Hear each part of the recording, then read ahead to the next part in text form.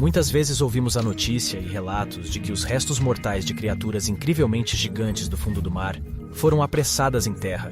Depois de algumas tempestades bem fortes, aparecem restos mortais de animais jamais vistos antes. Alguns deles são novos até mesmo para cientistas. E aqui está a criatura mais incrível de todas. Tendem a viver em profundidades de mais de 1000 metros, onde até as espécies conhecidas são os mais enormes e assustadores monstros. Mas o que outros gigantes fazem escondidos pelo oceano? E por que esses monstros subaquáticos aparecem à superfície?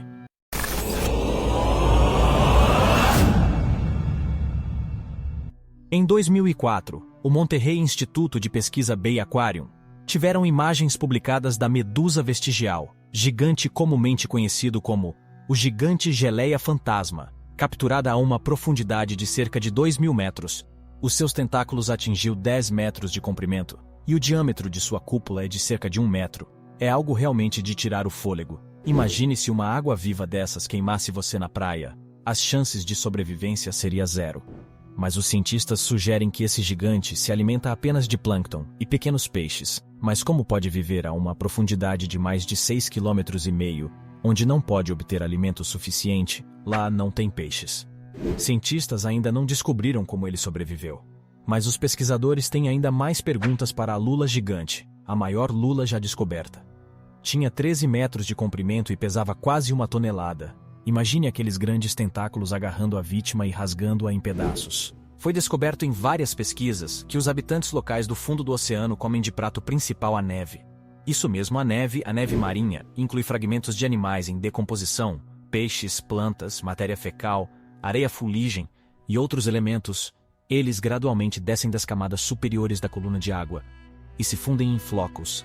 Às vezes é preciso algumas semanas para a neve marinha atingir o fundo e se tornar o prato principal para os habitantes de lá. Este chuveiro contínuo contém nutrientes suficientes para alimentar moradores do mar profundo, incluindo os gigantes squids. Futuras vítimas, na verdade, eles são muito preguiçosos.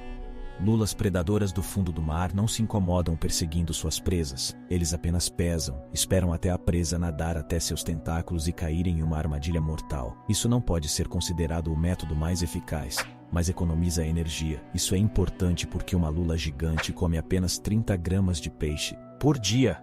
Essa porção contém cerca de 45 quilocalorias. E isso é quase 50 vezes menos do que a quantidade consumida por uma pessoa média por dia. Um peixe é o suficiente para uma lula durar alguns dias. Mas não é fácil encontrar presas nessa profundidade. A densidade da população no oceano zona abissal é muito menor do que em superfície, e se uma lula gigante faminta decide procurar algo para comer em águas rasas, eu odeio ter que dizer isso para você, mas lulas gigantes nem são os habitantes mais assustadores do oceano subaquático profundo. Temos também tubarões gigantes da Groenlândia. Eles podem sobreviver em águas profundas. Eles vivem em uma profundidade de até 2.200 metros e nadam a uma velocidade de apenas 2,5 km por hora, que é 2 vezes mais lento enquanto você caminha. O gigantesco tubarão da Groenlândia tem um tal metabolismo lento, que cresce apenas 1 centímetro por ano. No entanto, geralmente cresce até 6,5 metros em comprimento. E isso sugere que os tubarões vivem por muito tempo, de 250 a 500 anos. Isso é muito tempo. Os cientistas acreditam que a longevidade e tamanho enorme dos gigantes tubarões da Groenlândia estão associados a temperaturas extremamente baixas. Eles preferem as frias. Águas da Antártica, eles se sentem confortáveis a essas temperaturas. O ideal para essa espécie é menos 0,6 graus Celsius. Além disso, o tubarão é um animal dedicado, temido e altamente bem-sucedido. Cientistas da Hunter acreditam que esse gigante rastreia presas adormecidas, nada para bem perto delas, e literalmente engole a vítima antes que ela acorde. Essa é uma das teorias. No entanto, a coisa mais estranha é que estômagos de tubarões da Groenlândia foram encontrados com restos de focas, golfinhos e até baleias. Isso quer dizer que ele não ataca as suas vítimas. Provavelmente, o tubarão apenas encontra os cadáveres desses animais e os consome, mas é importante ressaltar que ele é um predador muito perigoso, não um necrófago. Então, o que levaria um tubarão a mudar sua dieta? Talvez seja um hábito adquirido quando sua presa habitual se aproxima mais da superfície, buscando escapar das garras do antigo tubarão sinal verde. Mas se os habitantes do mar profundo de repente se aproximarem da superfície do mar, isso poderia significar um desastre nos oceanos. Na zona abissal, As temperaturas variam de 0 a 4 graus. Pesquisadores da Celsius afirmam que a água fria afeta não apenas o metabolismo, mas também o tamanho das células do corpo. Isso faz que o corpo aumenta de tamanho. Um exemplo disso foi uma descoberta feita em 2011 durante uma expedição conduzida pela instituição Scripps de Oceanografia em San Diego, Califórnia. Nessa expedição foi encontrado um enorme organismo unicelular na Fossa das Marianas, a uma profundidade de 7,5 km. Essa gigantesca ameba atinge um comprimento de 10 centímetros, o que é 30 mil vezes maior do que o tamanho de uma única célula comum. Para fins de comparação, se o tubarão da Groenlândia pudesse viver em tais profundidades, seu comprimento chegaria a 200 quilômetros. Isso mesmo, 200 quilômetros. Embora esses tubarões não existam, felizmente não são apenas as amebas que têm células que crescem mais em profundidade. Olhe para isso. A aranha do mar, ela vive em águas rasas, seu tamanho atinge apenas alguns centímetros de comprimento. No entanto, há uma versão desse animal que vive no fundo do mar, a aranha marinha antártica, que pode crescer até 30 centímetros de comprimento. Essas aranhas gigantes podem ser encontradas principalmente ao longo da costa da Austrália.